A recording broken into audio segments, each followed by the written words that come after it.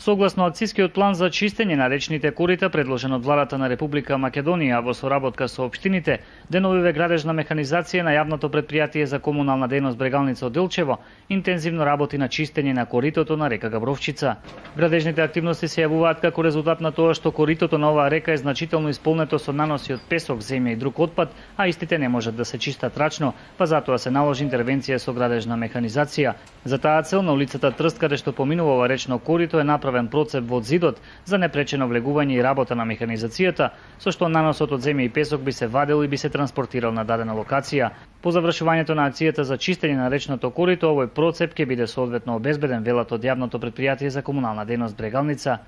Кога сме кај речните корита, во завршна фаза и проектот за регулација на речното корито на река Брегалница во централното градско подрачје, проект кој што се финансира преку ИПА програмата за прекугранична соработка. До јануари 2016 година ќе добиеме продолжување на регулацијата на речното корито во должина од 70 метри, започнувајќи од гумената брана во централното градско подрачје,